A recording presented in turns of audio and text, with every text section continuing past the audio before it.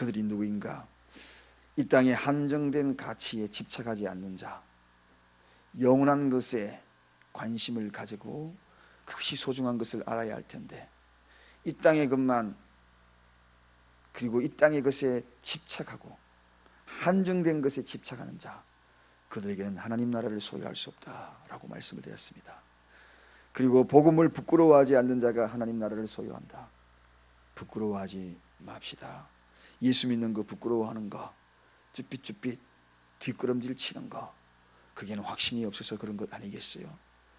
그런 자들 하나님 나라를 소유하지 못한다. 세 번째는 어떤 말씀이었습니까? 예수님의 재림을 준비해야 한다.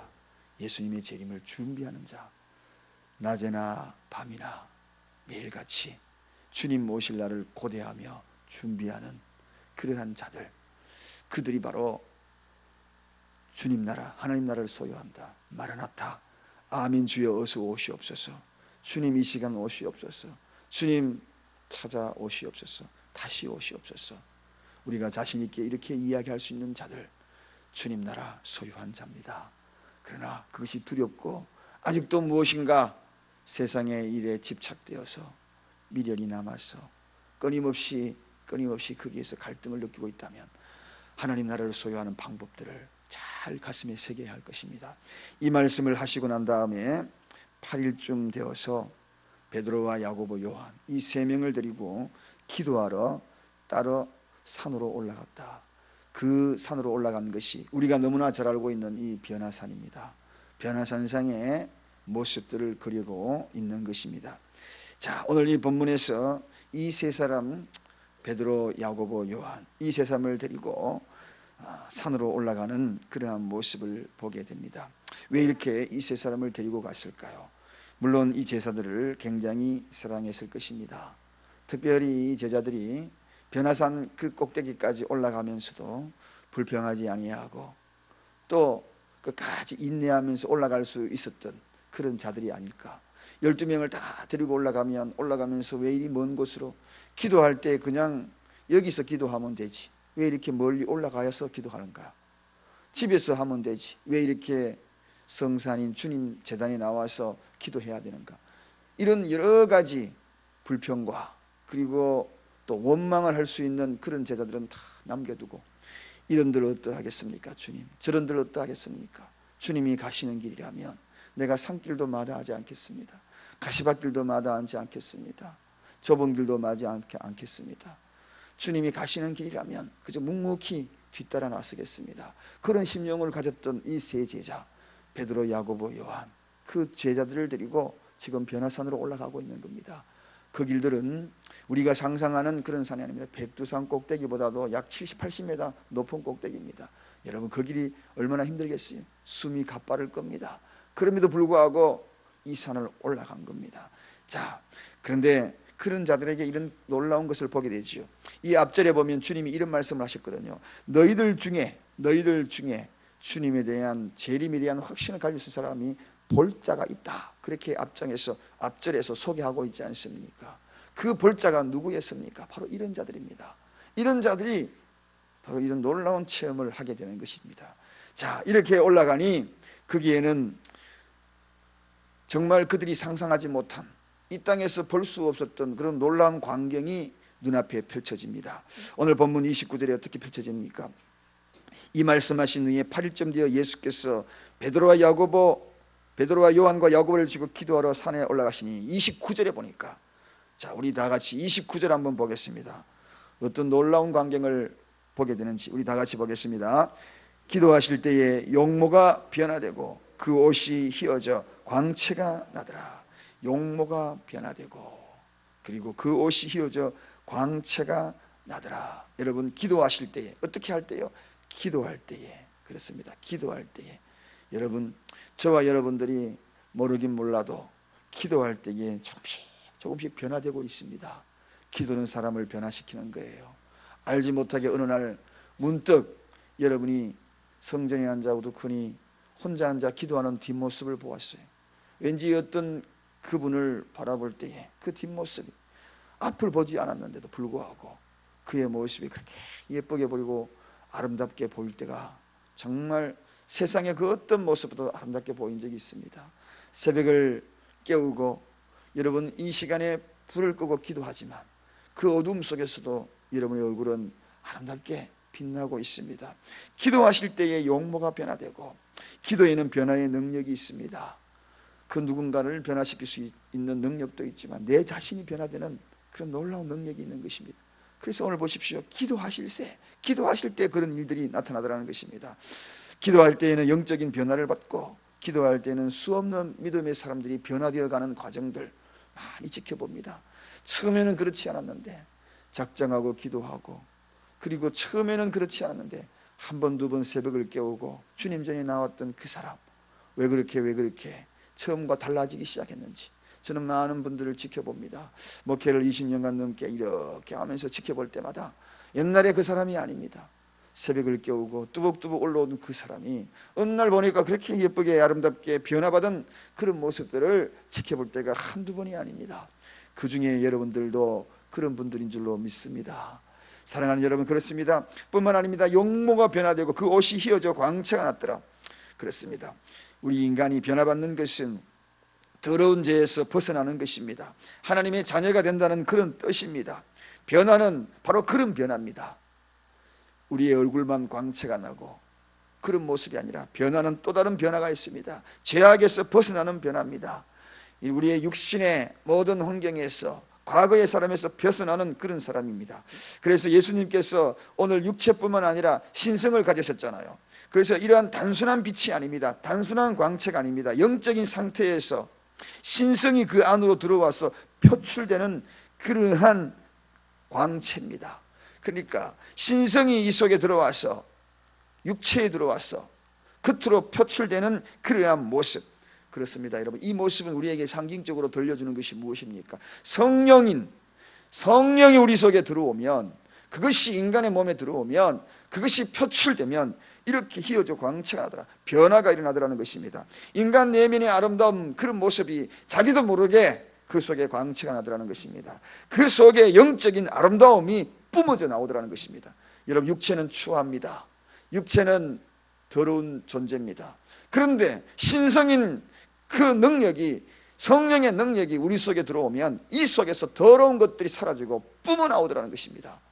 여러분, 오래 예수를 믿고 정령 변화된 사람은 자신도 모르게 그 얼굴에서 나오는 영적인 아름다움이 있습니다. 그리고 자신도 모르게 그 속에서 뿜어 나오는 내적인 아름다움이 있는 것입니다. 여러분의 모습도 내적인 아름다움, 이 성령이 이 속에서 생수처럼 뿜어져 나오는 그러한 모습이 표출되는 아름다움이 저와 여러분에게도 있기를 간절히 축원드립니다. 그것이 뭡니까? 그 옷에서 광채가 났더라. 광채가 났더라. 뿜어져 나오는 그런 모습이 있더라. 너희는 그리스도의 향기니. 그렇습니다. 향기가 뿜어져 나오더라는 것입니다. 똑같은 인간인데도 불구하고 이 속에서 뿜어져 나오는 그 무엇이 있더라는 것입니다. 그게 뭡니까? 그리스도의 향기가 뿜어져 나오더라. 바로 여러분들에게도 오늘 이 시간에 이 사랑교회 이 성전에도 바로 향기가 왕동하고 있어요. 그리스도의 그러한 놀라운 향기가 성령께서 이 속에 내재하니 이 속에서 뿜어져 나오는 그런 엄청난 향기가 이 속에 가득한 줄로 믿습니다. 레바논의 백향목의 향기가 이보다 더할 수 있겠습니까? 그 어떤 저 발칸산맥의 장미꽃의 향기가 세상에서 가장 아름다운 향기를 뿜어낸다 할지라도 그리스도의 향기만 더하겠습니까, 여러분? 이것이 그리스도의 향기, 예수 믿는 자의 향기가 아니겠습니까? 자, 그렇습니다. 이러한 모습이 나타나는 거죠. 그러면 또 두 번째, 왜 이렇게 그러면 엘리야와 모세가 이곳에 나타났는가 하는 것입니다. 엘리야와 모세, 여러분, 엘리야가 누굽니까? 엘리야가 누구며 모세가 누굽니까? 모세는 율법의 상징적인 사람입니다. 율법의 상징. 엘리야가 누굽니까? 예언의 상징자입니다. 말씀의 상징자입니다. 이 두 사람은 이스라엘의 대표적인 사람입니다. 이스라엘의 대표적인 사람이 오늘 변화산상에 주님 있는 곳에 나타났다는 것입니다. 왜 나타났을까요? 무엇 때문에 그들이 나타났을까요? 그것은 다른 것이 아니라 확실한 증거를 보여주기 위해서 나타난 겁니다. 율법, 시내산에서 하나님께서 모세에게 40일 금식한 이후에 그들의 갈 바야 될 방향, 하나님의 증거에 돌판에 새겨진 그 놀라운 하나님의 증거, 그 증거들을, 이스라엘 백성들의 생명의 양식인 그러한 증거들을 보여준 것이 바로 율법이 아니던가요? 엘리야는 하나님의 말씀을 거침없이 쏟아놓고 그 말씀을 예언하여 그대로 되어졌던, 그 역사를 일으켰던 그러한 불의 선지자가 아니었던가요? 그 두 사람이 나타나는 것은 확실한 증거입니다. 오늘 여기에 31절 보게 되면 어떻게 이야기합니까? 그들이 나타나서 무엇합니까? 영광 중에 나타나서 장차 예수께서 예루살렘에서 별세하실 것을 말씀하셨다. 별세하실 것을 말씀하셨다. 여러분, 그들이 나타나서 지금 예수님이 별세하실 것을 서로 이야기하고 있다는 것입니다. 별세가 무엇입니까, 여러분? 별세라는 것은 이 원어의 헬라어에 들어가 보면 이 뜻이 명확하게 나와 있습니다. 이 별세라는 것은 탈출하다, 그 뜻입니다. 탈출하다. 애굽에서 탈출할 때도 같은 단어를, 같은 유사한 단어를 쓰고 있습니다. 탈출하다, 그런 뜻입니다. 탈출, 무엇에서 탈출한다는 것입니까? 무엇에서 탈출하기 위해서 구약의 대표적인 율법의 대표자 그리고 예언의 대표자가 이렇게 나타나서 그 이야기를 하고 있는가? 누구에 대해서? 예수 그리스도에 대해서, 별세에 대해서. 탈출, 그렇습니다. 죽음에서 탈출한다는 것입니다. 할렐루야. 죽음에서, 죄악에서 탈출시킬 분이라는 것입니다. 그분이 바로 메시아라는 것입니다. 그분이 바로 예수라는 것입니다. 사랑하는 여러분, 그게 바로 별세에 대해서 이야기하더라. 예수 그리스도의 죄에 대해서, 구원하실 메시아에 대해서 이야기하더라는 것입니다.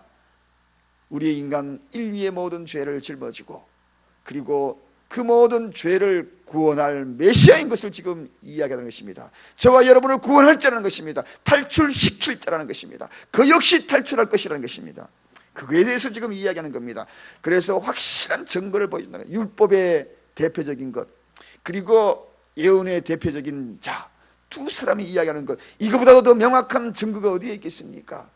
베드로, 야고보, 요한, 그들에게 지금 예수님이 곧 십자가에 못 박혀 죽으실 것인데 절망과 실망에 사로잡혀서 정말 모든 것을 낙심할 그들에게 확실한 증거를 보여주고 있다는 것입니다. 여러분, 그리스도인의 죽음은 죄에 대해서, 속박에 대해서 자유케 하는 것입니다. 찬란히 빛나는 영원한 곳으로 들어가는 곳입니다. 어쩌면 이 땅의 모든 괴로움에서 탈출하는 겁니다.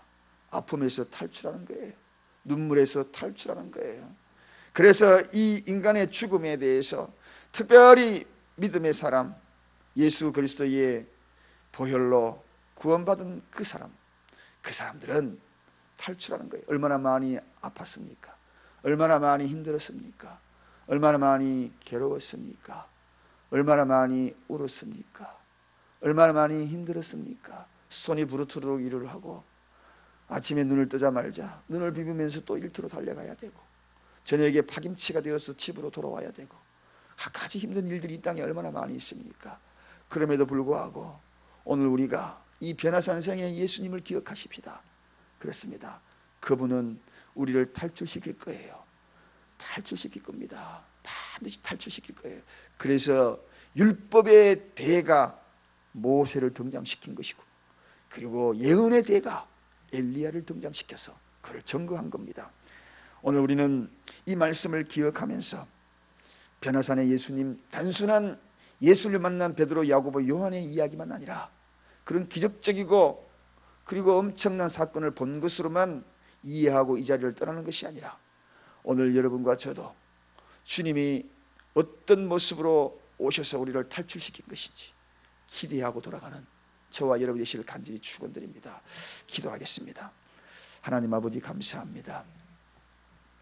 오늘도 무너져 있고 낙심되어 있는 우리 마음, 쓸어내릴 수밖에 없는 그런 아픔들, 괴로움들, 고통들, 이 모든 것들 변화산 상에서 주님이 어느덧 부련듯 베드로와 야고보, 요한을 데리고 오듯 오늘도 이 새벽에 이 새벽을 깨운 이들을, 우리를 하나님 변화산 산으로 불러주셔서 이 기적 같은 일을 경험하게 하시니 너무나 감사합니다. 이 경험을 한 이들, 하나님 주의 사랑을 힘입은 베드로와 같은 이들이 여기에 있고 야고보, 요한 같은 이들이 여기에 있습니다. 하나님, 주님 이 새벽을 깨워서 이곳까지 힘들게 올라왔습니다. 인내하며 올라왔습니다. 잠들어 있는 제자들과 달리 주님 말씀에 이끌려서 이곳에 왔습니다. 불평도 않고 원망도 않고 그저 주님 따라두라 이곳에 왔습니다. 앞으로도 어떤 인생의 험난한 길이 있다 할지라도 주님을 따라 나서겠습니다. 산길인들 어떻습니까? 그 길이 죽음이긴들 어떻습니까? 낙심되고 힘들고 어렵더라도 끝까지 인내하며 주님 따라 나섭니다.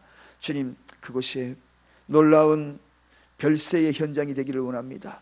탈출의 현장이 되기를 원합니다. 하늘의 신령한 은혜를 보는 역사가 눈앞에 펼쳐지기를 원합니다. 오늘도 설령 죽음이 온다 할지라도 죽음은 우리 육신의 관문이요, 그리고 또 다른 하나님의 놀라운 새로운 세상이 우리에게 펼쳐질 것을 믿습니다.